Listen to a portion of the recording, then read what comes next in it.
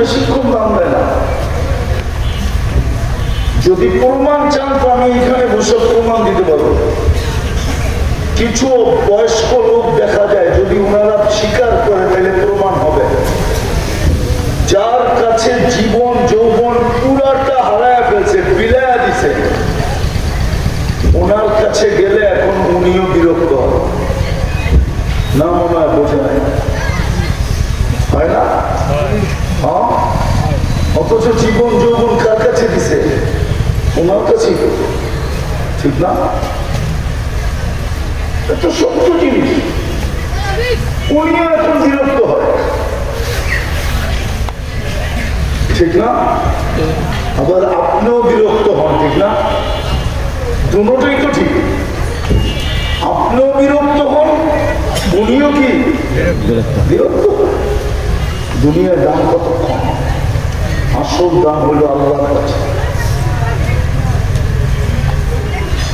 আল্লাহ কোন সোসাইটির পার্থক্য করেন নাই। ইচ্ছা করলে করতে পারতেন যে উন্নত সোসাইটি আলাদেরকে আমি বড় জান্নাত দিব, নিম্ন সোসাইটি আলাদেরকে ছোট জান্নাত দিব, উচ্চ বংশ আলাদেরকে আমি বড় জান্নাত দিব, নিম্ন বংশ আলাদেরকে আমি ছোট জান্নাত দিব, সবচেয়ে বড় পয়সা আলাদেরকে আমি বড় জান্নাত দিব, কম পয়সা আলাকে আমি ছোট জান্নাত দিব। আল্লাহ ইচ্ছা করলে পারতেন, কিন্তু না।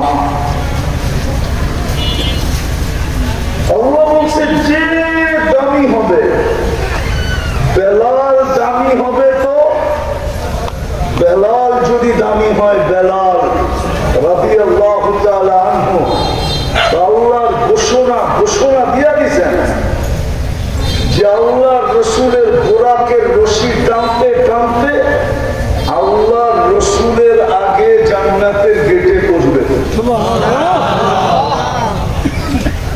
গোরাকের রশি কার কাছে থাকবে? উনি তো টানতে টানতে জান্নাত